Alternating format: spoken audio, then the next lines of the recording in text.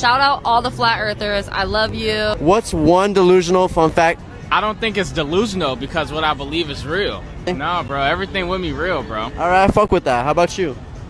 Yeah, like my beliefs on the earth. It's not like delusional, but like most people think it's delusional, so I normally voice it. Is that like an answer or no? Yeah, no, shout out all the flat earthers. Shout out all the flat earthers. I love you. And keep saying what you believe in, because that's the only way we're going to get the message across to everybody who believes what they're told in school. I'm from outer space. I got Milky Way for blood, evolution in my veins. I'm gold, I've been far away. I'm illuminated, now I make a move, start the waves. I've been dreaming about flying for a long time. I had a vision from the birds, they want a gold sign. Unofficially identity away. I'm your future, past and present, I'm a fine line. Yeah, I'm the missing link of this illusion. I am not really here, I'm an intrusion. I don't feel safe, I just flow. I don't need gravity, I just need flow. When I move, it's in a quick rumble. I won't ever fall, never stumble. And I don't need to be humble. Break down walls like Jericho.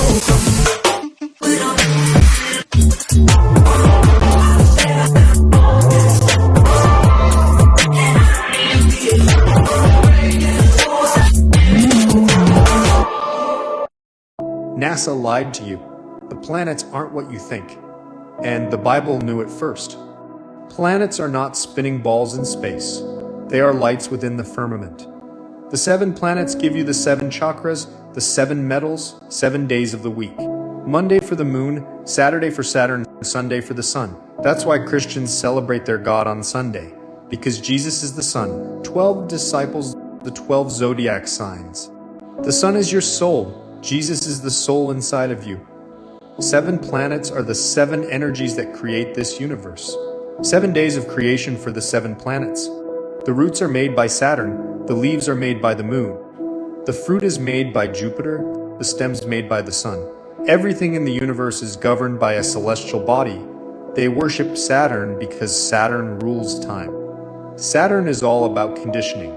The stars are inside of you. They are aspects of your consciousness. You are heaven and earth brought together, spirit and matter. The soul system is within you. These are the energies of the soul. Your body is a universe and your consciousness is God. Revelation 1:20. The 7 stars are the 7 angels of the churches. You can't land on a planet. They are luminous, they are lights, and they exist within you. As above, so below. When I finally understood this, I realized everything I'd been taught about space, God, and myself was a distraction. I had been looking outward when the answers were always within. This book showed me that. It's called Book of Wisdom. It decodes ancient symbols, reveals how stars, planets, and scripture reflect your own body. Even if you've never questioned before, it opens the door. The link is pinned in the comments. Your awakening starts now. I promise that I have something that will take the mainstream history that we've been force-fed since day one and rip it right in half. So here we go. The photo description states that in the summer of 1903, construction continues inside the entrance to the Palace of Machinery for the Louisiana Purchase Exposition, the 1904 World's Fair. The date of this photo is in 1903. The fair in St. Louis was in 1904. So this would all make perfect sense, except there's a massive flaw. A flaw so big that it's undeniable proof that this building was constructed 100 years before the 1903 date that we are told, and proof that there was a mud flood that ripped through this building at some point after 1803. Where is the foundation of this building? Incredibly detailed construction projects do not take place on top of dirt and garbage. This, in my opinion, is the most incredible photo that I have ever seen to this point.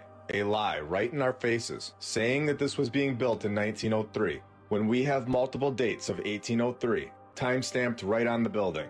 Multiple times. Not only that, but you can see that the mud flood damaged the bottom of this building here. The mud came after the construction, not before. And I want to make that point very clear.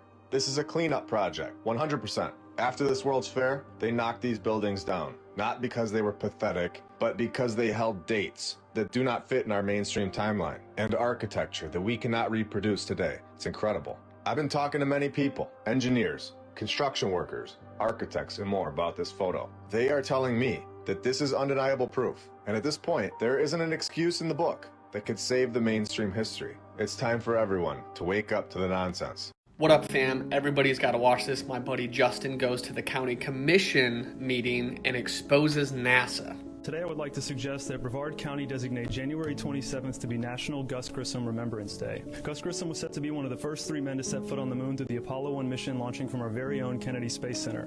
Unfortunately, before that could happen, an electrical fire broke out and killed astronauts Gus Grissom, Roger Chaffee, and Ed White during a training mission inside the capsule.